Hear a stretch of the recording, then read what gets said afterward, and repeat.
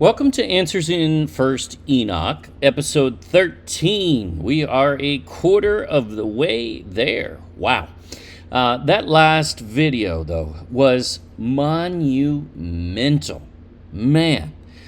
First, Enoch locates the Garden of Eden in a very firm way, and then he affirms it himself.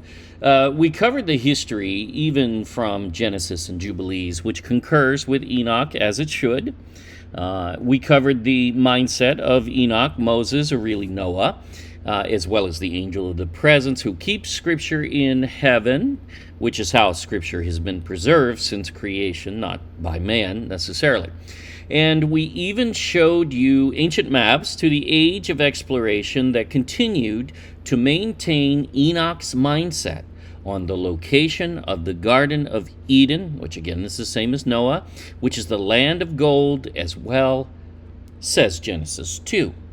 Let's keep our foundation here, and this video will bring in a fragment from Qumran, where the exiled temple priest kept Bible canon.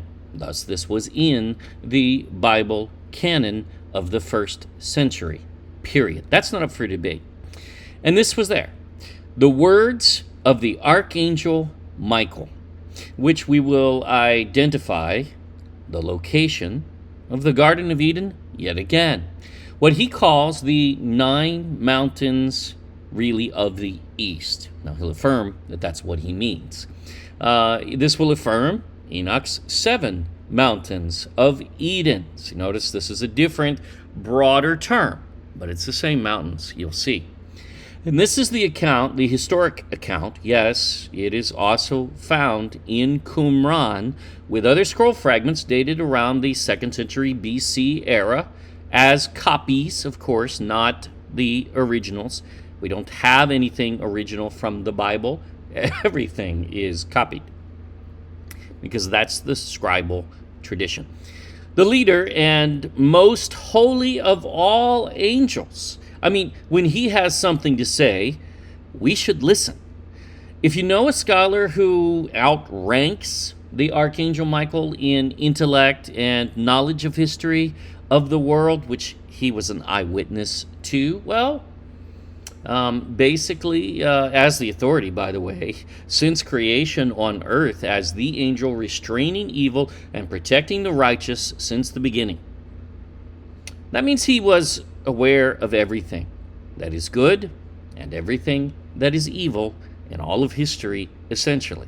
By all means, produce that scholar. Go ahead. Yeah, no takers on that, huh? Yeah, they won't. They'll troll, they'll ridicule, but they will not disprove this. See, we go to the ancient references themselves, not scholars, especially not modern scholars. We vet them and prove them to be valid. Read the introduction of this book, free at firstenoch.org. No one will disprove it. This isn't our manufactured, man-made view. It is a restoration of the way the Bible has been read and taught by the most ancient of prophets, such as the very first Enoch and Noah and Moses and Abraham, and continued throughout the Bible and beyond in mindset, as it was, as we showed you, the true original view and the accurate way to interpret, as we have had such example all along. The fact that modern scholarship, and especially the rabbis, are not a continuation of this biblical thought proves they are imposters who don't even know the biblical paradigm, which is why they would do things like erase the name of the Elohim of the Bible, which is incredibly stupid and one of the worst frauds ever perpetrated in all of history. Only one who does not serve Yahuwah could do such. Watch the Name of God series, where we prove that they are caught and exposed. We don't say the Garden of Eden and Ophir are the Philippines. We aren't making a claim. Enoch says it is as fact. Noah did. Moses did. And see, We just happen to be, I guess naive enough to believe the patriarchs over a modern scholar dunderhead. Imagine that. We are restoring their teachings, not ours. Yet modern scholarship is inserting their own doctrines of men, even sourcing rabbis and illiterate scholars who had lost the garden and Ophir by their generations, especially again in Britain, which is where a lot of this thought comes from. Today, that is an odious wad of leaven that's been leavened over and over, but that is exposed as the ridiculous view that it is. And we know that offends some, and good, you're welcome. The truth offends indeed, according to James. Some worry that somebody may get offended because of some of our findings. We could care less. We warned you that they would. Who cares? So they do. Big deal. James said they would. Let's get to the truth here. Okay, so we have followed Enoch's absolutely genius directions from inside the earth, fully affirmed in Scripture throughout, his exit in the North Pole and his journey from there to the desert of Mount Sinai, the Arabian desert. He defines very well, and then he says he heads further east to the great Indian desert, because that's what is further east, and then he heads further east to the land of cinnamon, which is Sri Lanka, or no further than Myanmar for true cinnamon. Over the Bay of Bengal, further east to the Spice Islands. That would be a lake before the flood, by the way. So the Spice Islands are the East Indies. We all well know, history especially well knows, as Malaysia and Indonesia, essentially at the very east exit of the Erythraean Sea or Indian Ocean that Enoch leaves as a marker. We know we were on the Indian Ocean that entire time because Enoch says he exits the Indian Ocean at that point. So there's no misconstruing this to go to, let's say, Africa? No way. What does he do then? Well, he nails the exact location of the Garden of Eden to the northeast of this exit over the South China Sea to what can only be the Philippines, specifically Visayas. This mindset proves the ancient view on the location of the Garden of Eden, which is the accurate one, period. Especially, well, they lost it. So they don't know where it is or anything about it. This was known since 4000 BC or earlier in Enoch's days, including all the way through by Paul when he wrote, the church would espouse another gospel that he and the apostles never preached.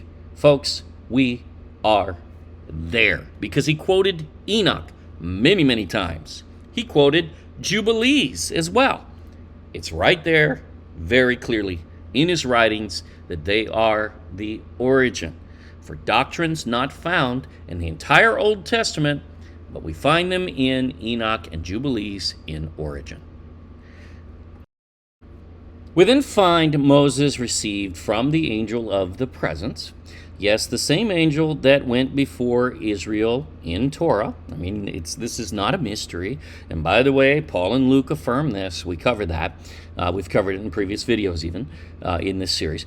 The directions first defined by Noah where he divided the earth between his three sons. His basis, very obviously, and he even tells us, from first Enoch, his great-grandfather, whom he learned this information from. Noah didn't travel the earth, Enoch did. This view, as we saw a couple of videos, is the foundational ancient view and the accurate one.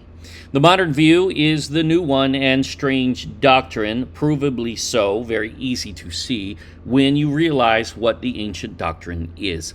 Again, Noah firmly locates the Garden of Eden and the Mount of the East in the Philippines, period. This is really what Moses has said all along, even in Genesis, which concurs with Jubilees and Enoch. We covered this a couple of videos ago.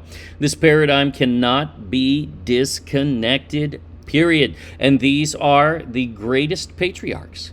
Yet, there is a second and third witness to Genesis, and both ignored by a cult of scoffers, really, who choose to be willingly ignorant in these last days, just as Peter warned in 2 Peter 3.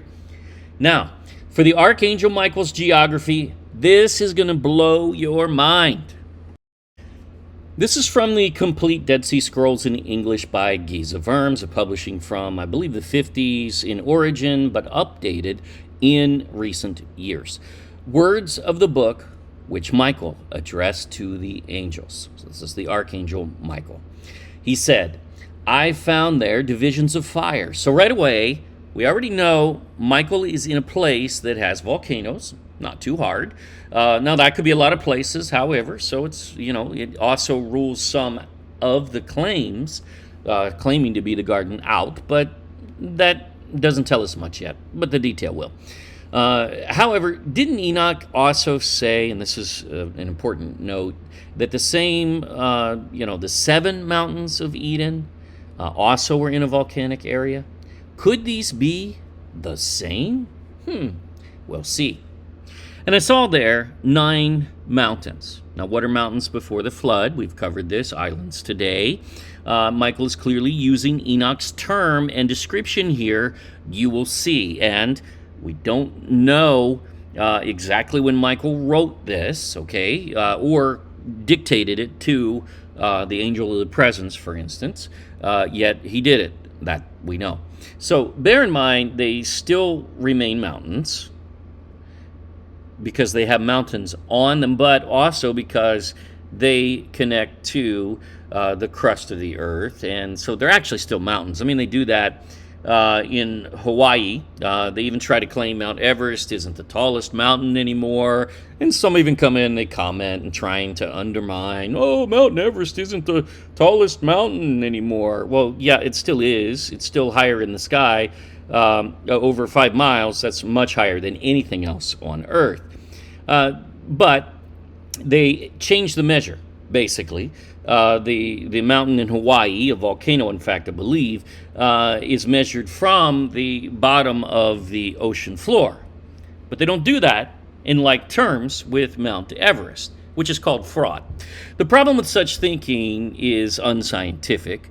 Mount Everest still rises far higher in the sky, thus it's still taller. That doesn't change. What they did, though, was redefine the measure really in an inept way. It doesn't even make sense when you think it through. Though at first, on the surface, it's like, well, that's kind of cool, and it's one of those factoids. But to actually be something applicable, not even remotely. They do this often to confuse. That's the purpose. And you see this in scientism all the time. Everest remains the tallest mountain, period. That's already settled because nothing measures higher.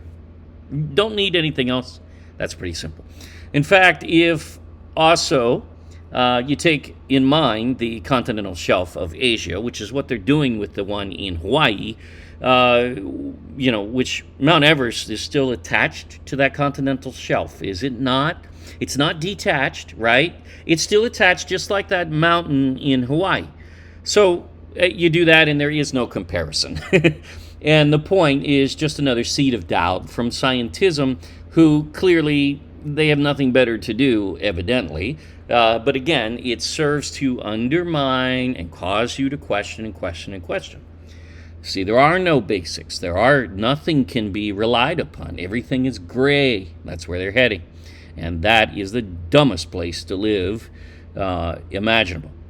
Now, we get geographic directions, and very oddly, in the same form, really, as Enoch, we will map these next. Check this out. 2 islands or mountains to the east, and 2 to the west, and 2 to the north, and 2 to the south. That's good, but this is even better. I saw there the angel Gabriel. Whoa! So where are we?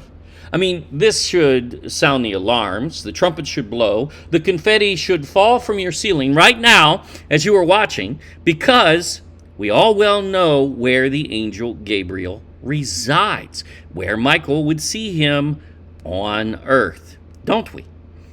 Michael is defining a very specific area here in the Far East, the same as Enoch. Enoch told us Gabriel is over or in charge of paradise. Which one? Well, the one with the serpents and the cherubim, that is the Garden of Eden, very clearly. There's no questioning that. That is where Michael is, and he's defining the geography, and he'll tell you the migration of a holy people from the Tower of Babel, and in that time frame, to this specific area where the Garden of Eden is. Unfathomable? No. He's actually affirming Genesis 10:30. Wow. Filling a gap here that we have been looking for a long time, for a second witness. And here it is. The migration of Ophir and brothers with their father Joktan. This is the land that will become named the land of gold, named for Ophir, Sheba, and Tarshish. Let's see. This is why Revelation prophesies the same angel of the east, Gabriel, will ascend. In other words, he's in the Garden of Eden within the earth, which is where it is, even according to Enoch very clearly, and he rises out of it to instruct the four angels as an angel of authority, an archangel. It'll only be 7 to choose from, and the one who resides in the east of the earth is Gabriel in the Garden of Eden. Period. Now, that would be the accurate infrastructure for an angel who would come and instruct those four angels, of course. Very obvious. This is why in Luke, Gabriel says he stands in the presence of Yahuwah, as he not only refers to heaven as he is one of the four presences, yes, that is his role there, one of his roles, but the Garden of Eden, where he resides, where the Holy of Holies of Yahuwah is located on earth. Wow. So where are we in attempting to understand these 9 mountains? Well, they're in the Far East. These are the 9 mountains of the East. Wow. Oh, that's a term in Scripture. Now we can start to see a very clear picture as they lead to the Garden of Eden. This is where Michael would meet up with Gabriel, where he would see him in his journey. Where would he do that? Gabriel would be in the Garden of Eden on earth. That's his residence. That's where he is on earth. Now we look at a map soon, but back to the fragment here. There is enough information here to understand what this is saying and to what Michael refers. It's not fuzzy at all. Between the sons of Ham and the sons of Shem. Now, this fragment is cut off previously. Clearly, Japheth would have been included in this narrative, as his descendants also joined Shem's and Ham's to do this. This is not a mystery in any sense, because at this time that is described, this is the only migrating in the Bible that fits the timing. Period. There's nothing else to discuss here. It fits the people and the place. All of it. And behold, my master, Yahuwah of the world, again is cut off when they cut the tear from, or tear from, could be, I don't know, but probably tear, they separated, fragmented there. So we don't know, but we don't need it because there is enough here. Check this out. And behold, a city was built to the name of my master, Yahuwah of the world, and there everything that is evil will be done before my master, Yahuwah of the world. What is that city? We well know. First, Jubilees. We won't even go there. I'm not going to show you a bunch and go over, because we've done videos on this in Answers in Jubilees, especially the Tower of Babel. That story's there in full. You can go and you can watch those there. But Jubilees is very clear on this. Of course, so is Genesis. But first, Jubilees tells us that Noah settled on the mountain in which the ark landed, which is east of Shinar. If scholars could only read the Bible, they would have known that, and Ron Wyatt wouldn't have bothered to go to a mountain that couldn't possibly fit the Bible narrative. He's already wrong before he took the trip. Unfortunately, he risked his life, and many people do. In fact, we know one who took a crew there, and someone even lost their life. So, this is serious stuff. Yet, the Bible's very clear. It landed east of Shinar, so there's nothing to discuss there. The Bible says what it says. So, basically, Ham leaves and builds a city south of Noah's mountain, okay? Japheth builds a city west of Noah's mountain. We call that the Indus Valley Civilization, likely the oldest in history and from that time frame. We even cover Ham, and there's a possible etymology there that leads to the name of his wife in a tribe and region of India, north central India, basically. Also on a river area that would be a tributary, that comes right down from the Himalayas, so it makes sense. All of this is so it's so well put together, especially in the book of Jubilees, which is this ancient history. That's where Noah wrote it. And Shem stayed close to Noah and built a city on the east side facing that mountain, or on the east side of the mountain, however you want to read that, fine. But he was close to Noah. So, in other words, we know where they were, and they were not together. There is no history of Shem and Ham building a city together after the flood, not until Shinar in the Tower of Babel. This is not up for debate. It's the only option. This is the evil city at that time that, Noah had died, and they then migrated from the east to Shinar. There's nothing else, period. For all those, and I mean almost all, pretty much, scholars who are royally challenged with basic geography. I mean, we've gone through this stuff, guys. It's so poor. It's so bad. And we've proven it video after video and book after book. Just read or watch, and you'll see it for yourself. That's something we can say because we have proven it. But basically, the Bible, the root source of the flood narrative, says Noah's descendants came to Shinar, which is on the east side of the Tigris River. You can't move Shinar. It's too well recorded in history and in the Bible many times over. The book of Jubilees very specifically places it right there on the east side of the Tigris River, along with Ashur, which is the origin of Assyria.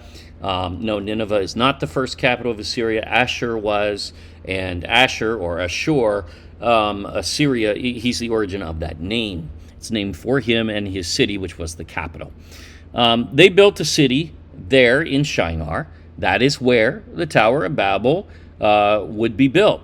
Now, we know this. This is not any history everybody doesn't already know.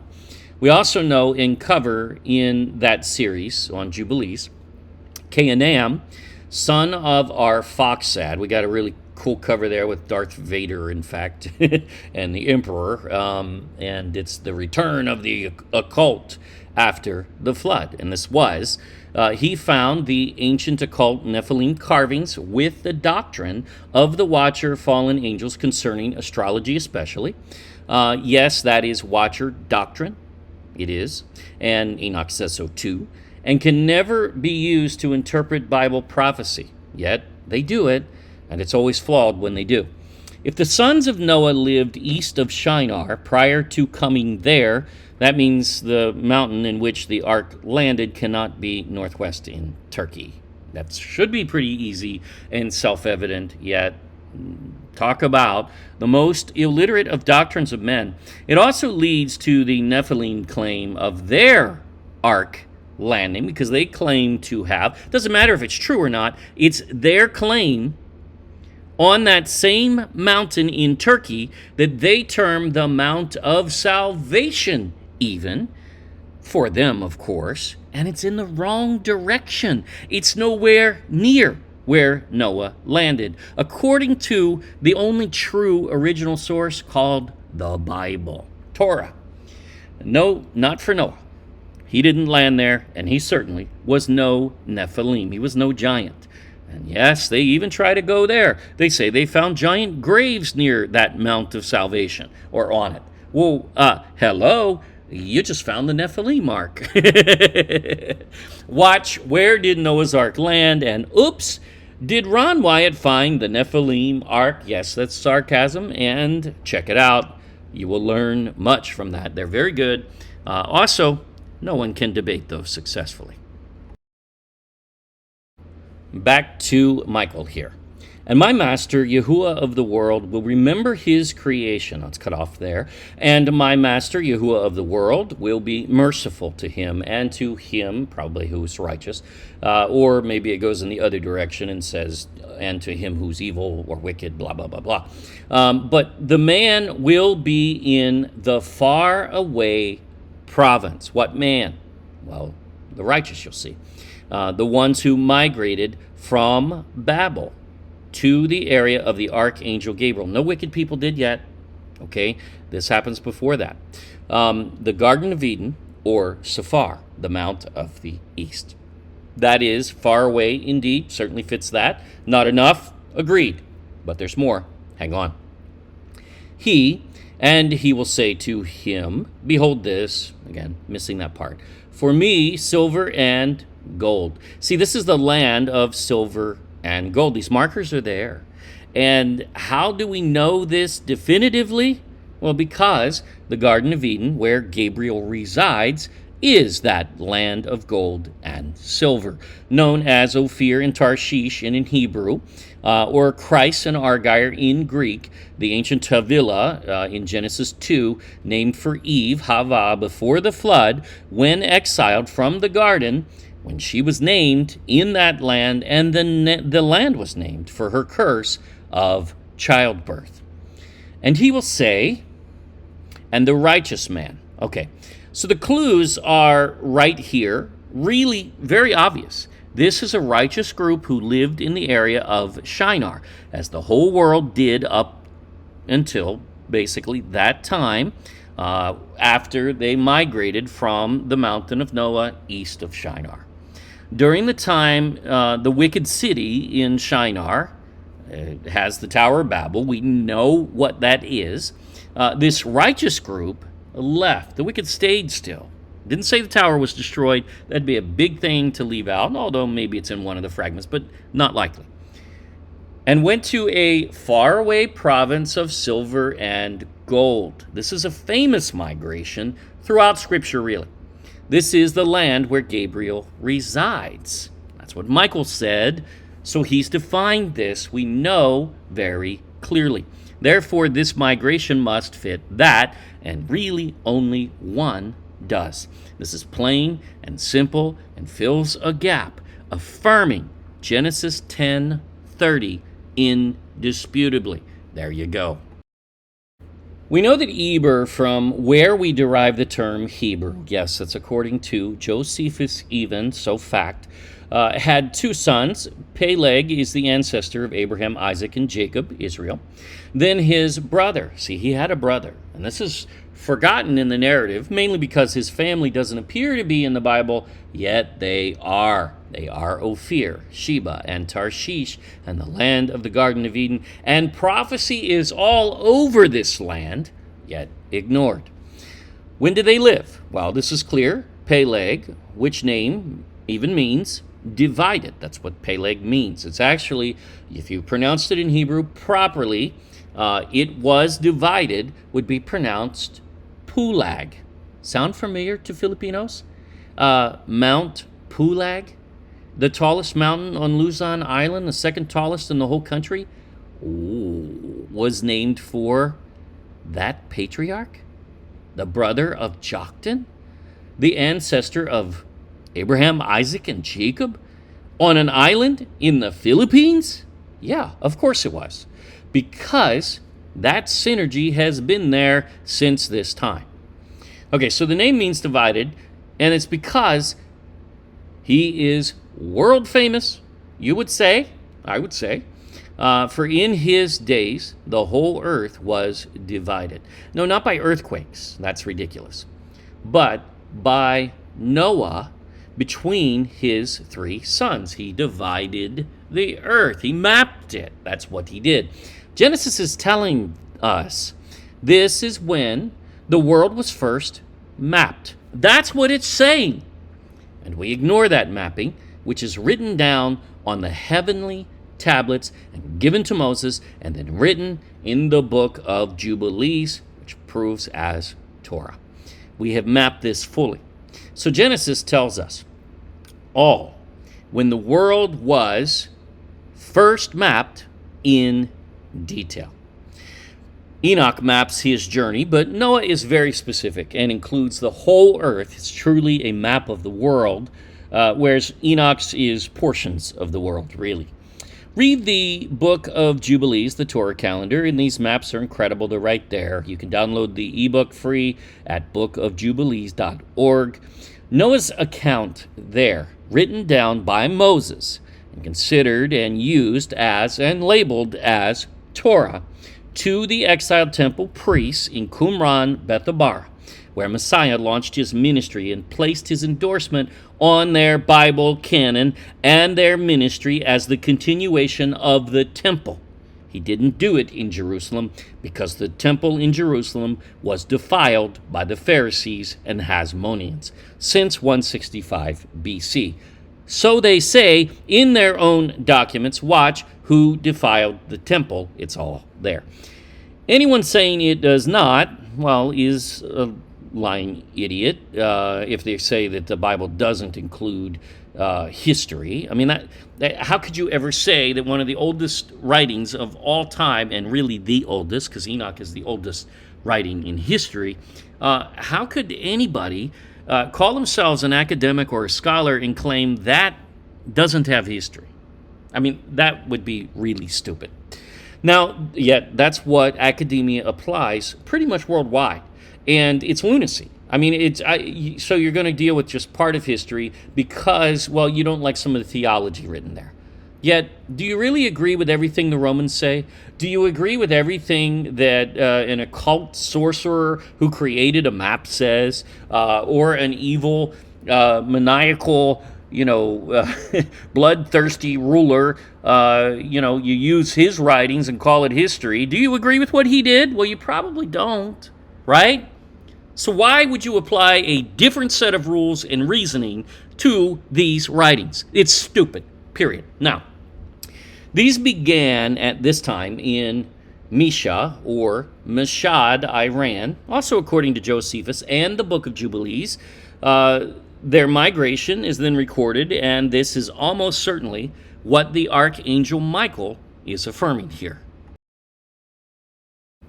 As Genesis 10 continues, Joktan, the brother of Pulag, Mount Pulag, named for him, the great, not sure how many greats, uncle of Abraham, or a Hebrew from Eber, which are the same word in Hebrew, essentially. We cover that too. Not an Israel in the book. Not an Israelite, but a Hebrew nonetheless.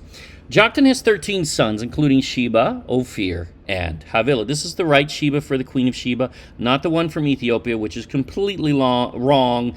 And, well, her goat legs kind of give that away as an occult tale of nonsense. They live in northeast Iran at the time of Babel. Boom, it's right there. And they migrate. That's the one. They're the ones. They have to be. It's the only migration recorded at that time in the Bible. Now, we know this because Peleg and Joktan lived in the days Noah divided the earth. So we know that, which was just before his death. And then all three sons and their descendants transfer to the west to Shinar. This group stopped in Iran because that is specifically Arphaxad's territory. Their relative, or not just relative, but their ancestor, his territory of inheritance from his father Shem. We cover that in Answers and Jubilees in great detail. Watch it. But Genesis 10 waxes brilliant. Here, as it tells, they dwelled in Mesha. Again, that's Mashhad, Iran. And they left there to goest unto, so they went to Sephar, a mount of the east. As we cover in the last video, that is Sephar, a Hebrew word for the tree of life, which remains in the Garden of Eden, even in Revelation, thus still there. Watch, is the garden still there? And where did Enoch go? For more on that. Don't try to debate that here. You will be muted. Our channel, our rules. We don't allow debate in ignorance. You review our positions, and then if you have questions, come on.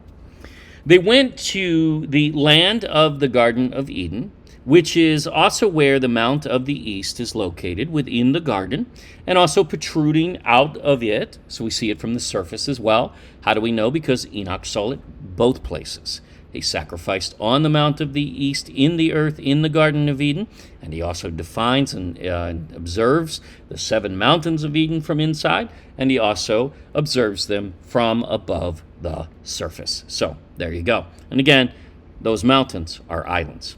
This is the land where Gabriel resides, just beneath, which is why he ascends in Revelation from his place, which is the Garden of Eden in the east. This is the same story as the Archangel Michael. Wow. By all accounts, these were righteous men. They went to the land of silver and gold, Ophir, a faraway province, and, well, where Gabriel was on earth. Can't miss that. That is the Garden of Eden, the land above it. No, they didn't enter, and neither will any of us until the day of judgment, when the tree of life and the Garden of Eden are reopened to mankind, the righteous, once again. Once again, Joktan's sons, Ophir and brothers, were following the directions left by Enoch. The map is the same route they took. The only difference, they would have left from the Persian Gulf near Shinar, where they were, and by sea, definitively. When Enoch traveled, there wasn't a lot of water. Okay, there were rivers and lakes, but there was no ocean yet. The world was only 15% water before the flood, according to 2 Esdras 3 times. 70% water today. That's a massive difference that scientists and scholars don't even realize nor take into account. Therefore, they can say absolutely very little about the days before the flood period. Okay, so they went on the famous ships of Tarshish, which is how that son of Japheth, Tarshish, from the Greek Isles, that was his inheritance, from his father Javan, who is Greece.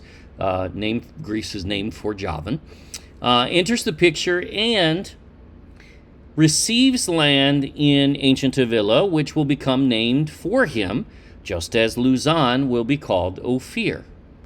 Visayas today is named, but was called Cebu, and a derivative of the same Hebrew word Sheba, in fact, and Mindanao as Tarshish.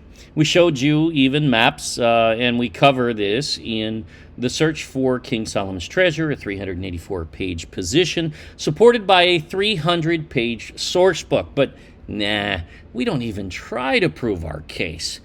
Duh. Yep, there's a review there that actually says something so ridiculously stupid. Anyway, this was roughly 2200 BC, and this was famous, as it was written down by Moses and recorded, but even verbally before. Even Job, whom many scholars date before Moses, knew of the value of the gold of Ophir even then. Within a couple of centuries of that era, documented in multiple archaeological finds in Vietnam, Taiwan, and even in China later, 990, the Philippines, or ancient Ophir, was taking to the seas to trade cross-regionally already. Why? Because they had the ships of Tarshish. Why wouldn't they? This is the same journey Solomon's navy also took, the exact same route from the new Red Sea port.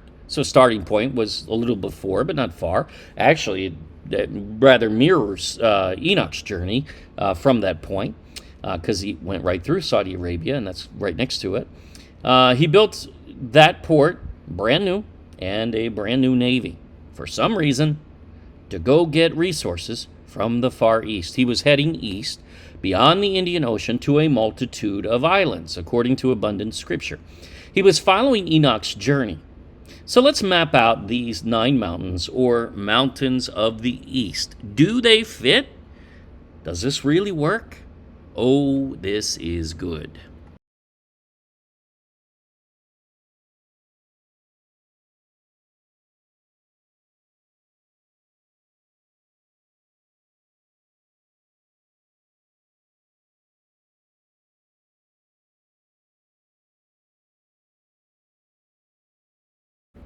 First, last video, we found Enoch's 7 mountains of Eden, here they are, which were identified and observed within the Garden of Eden, within the earth, by resources matching the islands of the Philippines, which geography perfectly matches in every way.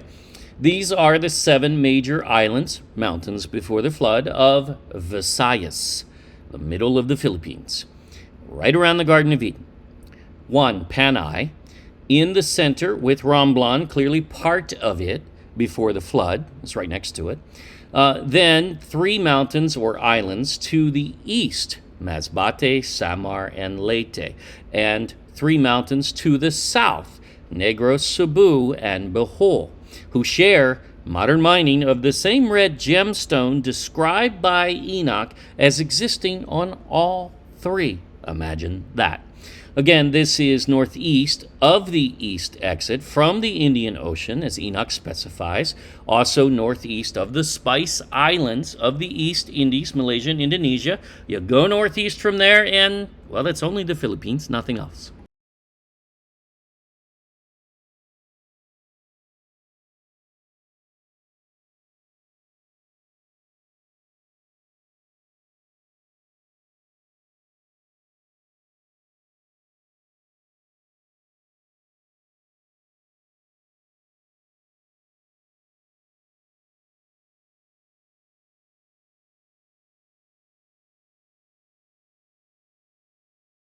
Michael is using this same geography from Enoch as the 9 mountains of the east, over the Garden of Eden, where Gabriel abides.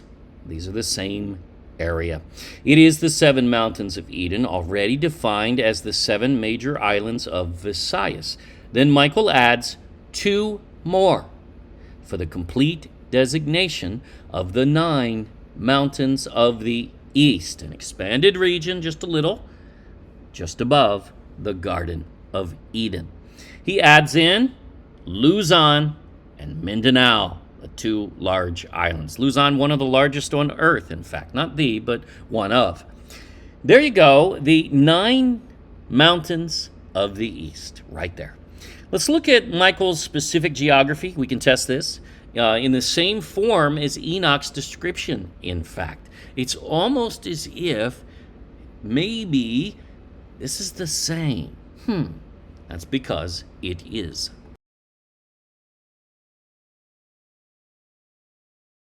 Michael says there are 2 mountains, islands, to the east. That is Samar and Leyte. There are 2 to the west, which is Panay and Negros.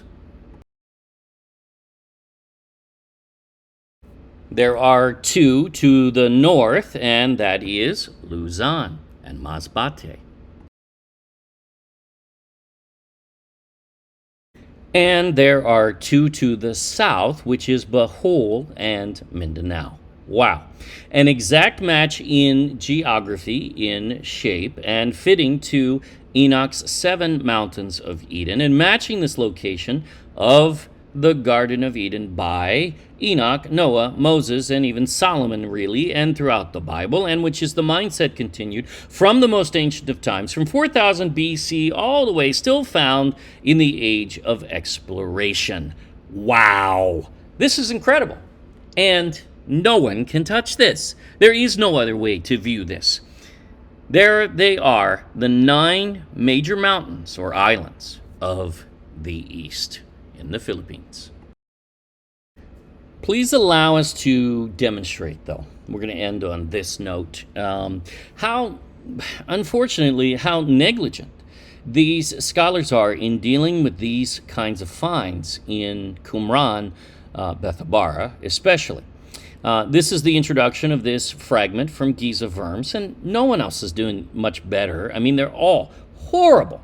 Even modern scholars who are releasing books on Enoch and Jubilees, they're full of absolute nonsense. Every single one of them says Essenes lived in Qumran. That is the most illiterate statement anyone could ever make.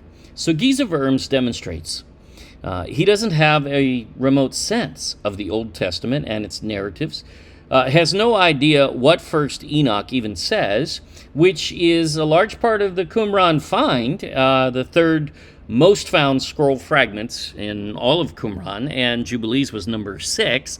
You would think before writing a book about the Dead Sea Scrolls that he would have read and familiarized himself, not as a scoffer, not to pick it apart, which is obviously what he does, but that he would know what these actually say. He doesn't, and neither do most scholars, including those releasing books today. And maybe even, well, I don't know, the Old Testament, perhaps? He knows neither. And this proves a rambling of an uneducated scoffer, not a Bible scholar, on this topic. He shouldn't even bother to say anything, really. Just say, here's the fragment, you can read it, right? Because that's all he knows. And that's, he's gone, so it's probably all he knew to his dying days. But today, it's only worse, folks. That's why we need to prove all things. We will be deceived if we don't. Let's read. In this poorly preserved Aramaic fragment, now it may well be, but we were able to get all these words off the fragment. So poorly preserved, fine, nothing wrong with saying that, but certainly legible, easily. So, which are very clearly the story of Babel and the migration to Sephar, the Mount of the East, a concept very foreign to this author, obviously, who is really no scholar of the Bible, as most are not.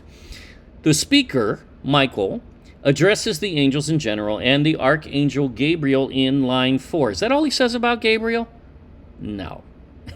About a vision. Oh, he's just mumbling along. That's what this is about. It's like he has no clue what it's about.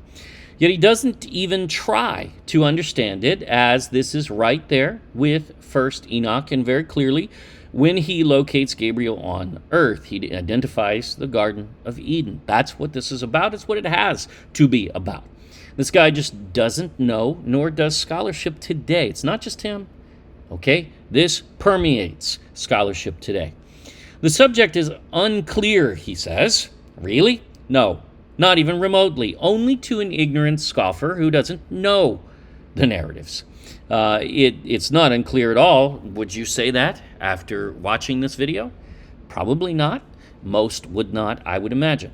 But since he refers to the sons of Noah, Shem and Ham, amazing, he doesn't even realize the missing part right before that, the words before, obviously would identify Japheth, because the three are together, but we'll let him go on that.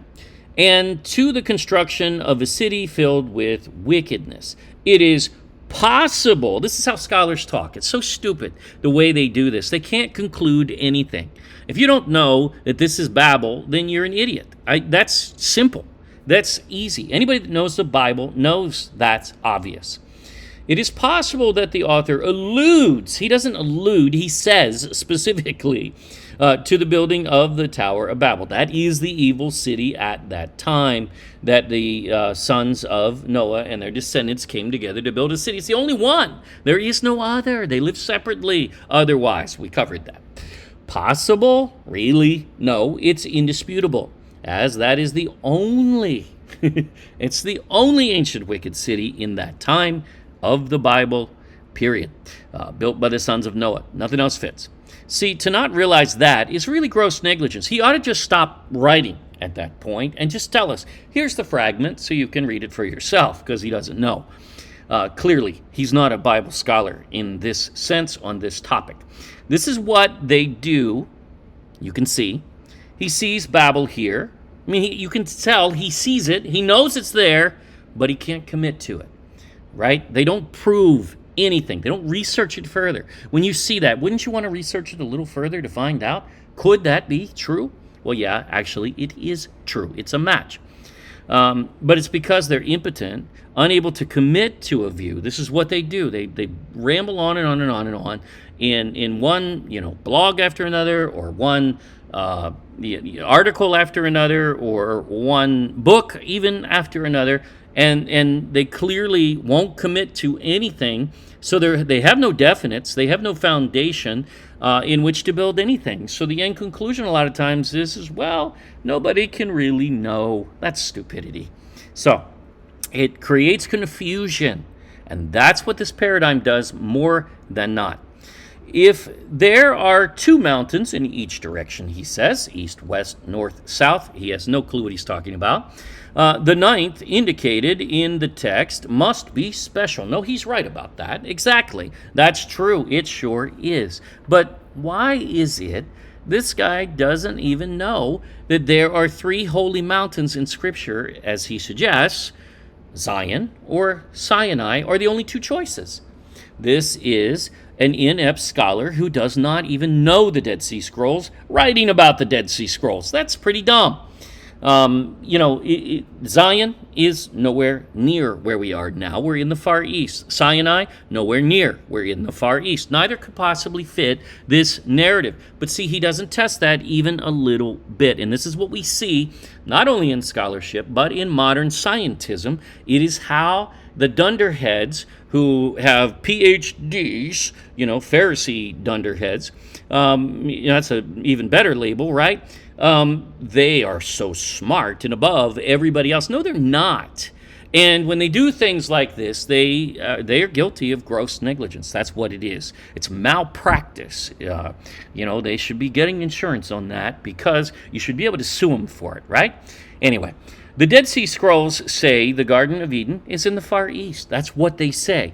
They map it even.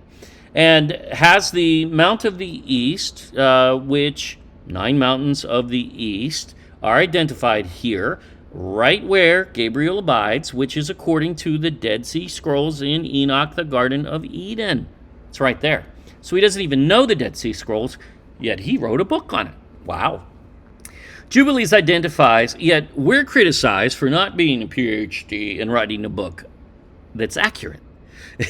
And we prove our positions. In fact, there's more onus for us to prove our positions because we're not PhDs, which we're happy to do, but it should be the other way around. They should have to prove their positions because they're so smart and they have access to all of this knowledge. Well, no, actually, they ignore ancient knowledge, so they don't have access to it by their own action. Jubilees identifies the Mount of the East. We showed you in the Garden of Eden. Enoch even sacrifices on the Mount of the East when inside the garden. Adam actually sacrificed on top of it, outside, but Enoch also saw it outside, so we know you can see it inside and out. In other words, this is fully identified in these writings of the Dead Sea Scrolls, which this author claims to be an expert. Well, at least this book is good to get what was found there in English translation, and it's great for that. And that's why we use it. We don't agree with most of what Giza Verm says, but the translations are good and look very accurate and vet well and have been over a number of decades, so pretty solid. But regarding understanding them, no, Giza Verms is not even a kindergartner in that realm. Understand that when you read his book. And what we do is we just pick out the actual fragments and what they say. We, of course, take note of the datings, which we know are all erroneous, every single one of them probably, maybe not of the local documents, but certainly of anything deemed as scripture or possible scripture. So understand all of that. His commentaries, they're really illiterate because he appeases the Pharisees and their paradigm, who fraudulently inserts all kind of the dumbest interpretations like Essenes, which is really stupid. However, again, at least we have these translations and know what was found there, and we can read it, but we need to and understand it for ourselves. Talk about obvious and the historic gaps regarding this now completely filled in. We have a second witness to the journey of Joktan and Ophir and his brothers to Sephar, the Mount of the East, the land of the Garden of Eden. Sealed. Done. Boom. There you go. A concurrent history from Enoch to Noah to the angel in heaven, to Moses, all the way through the Old Testament to the Qumran, Bethabara, exiled temple priest. Even in the New Testament, maps continued to survive with this ancient mindset all the way through to the age of exploration. And that's, of course, when the British especially attacked this ancient knowledge of truth.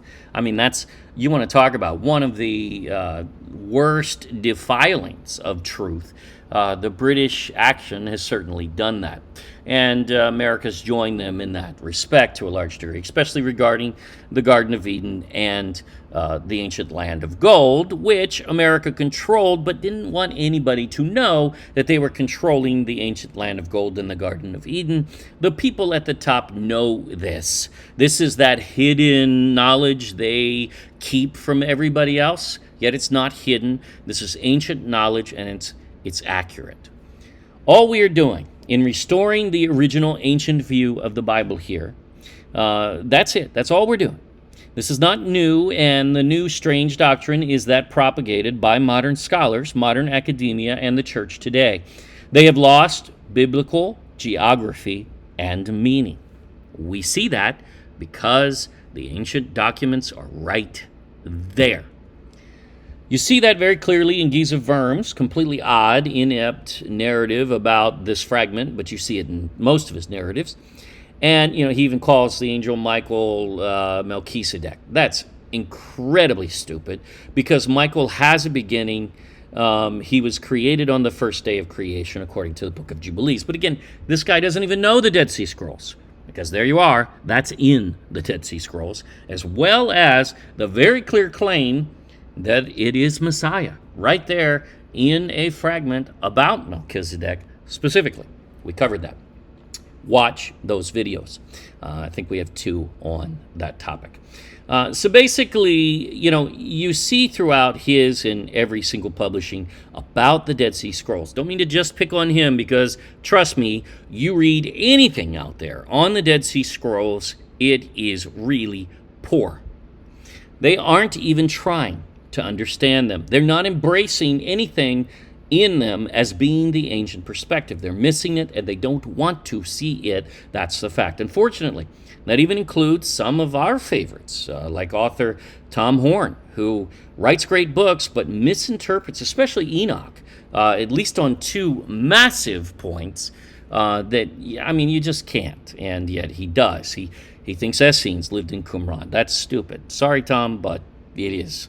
Illiterate rabbis and scholars are where he's getting those narratives from. And he's buying it. Well, time to prove things for yourself there. It is time we all shove that aside and learn for ourselves. Prove all things. For we too will be deceived if we don't, or if we stop. We hope this explosive revelation has led to your learning at least something here. We have over 400 videos on this channel, 1 for every day of the year now. Many just as profound, with some 50 or so in Tagalog for Filipinos and now 6 in Spanish to start. We also have been setting up subtitles for 20-plus languages for most of our videos now. Don't forget to like and subscribe and click the bell for notifications of new uploads. Join our email list as YouTube fails to notify often, and we will notify you ourselves at thegodculture.com. Just fill in the pop-up. In fact, when you do that, folks, that gets us a direct line that we can communicate with each other. So if someday, YouTube did decide to try to take this channel down, they haven't done that yet, which is good, and hopefully they won't, but you could possibly see that. We have other platforms, alternatives to YouTube, so that's good. But also, if we have a direct connection to you, then we can load to those, or even to Vimeo, or even to our own website and house our own videos and let you know about them. Because we're not going to stop, ever. So those are videos platforms, Rumble, Odyssey, and Utreon. Also, we have podcast available now on most podcast servers, pod servers. around the world. And our videos are mostly there. All links are in the description box. Friend us on Facebook at The God Culture, space original. We update there. If you prefer an alternative, we now have Parler, link below. We now have 6 books published internationally, being read in over 100 countries, with a new release now available, the first book of Enoch, the oldest book in history, and indeed it is, we prove it. We also have now launched Ophir Philippines Coffee Table Book in the U.S., Canada, U.K., and many overseas markets on Amazon. Available there in hardcover or softcover as an option. Additionally, we launched the Book of Jubilees, the Torah calendar with color maps and interior, as so many overseas requested. We already have that in the Philippines, but that's now available on Amazon in hardcover or softcover in many of those markets if you wish. The Book of Enoch also now available in hardcover color or softcover color, as well as the black and white is still there as well on Amazon. In the Philippines, we only have it in black and white for now, and I'm not sure that we'll be able to offer the others there at this point. All books, including Solomon's Treasure, now are free in eBook. Just go to ophirinstitute.com for all the links for your area for all of our books. More coming soon. Thank you for watching. Now always remember, prove all things for yourself. Yah bless to everyone.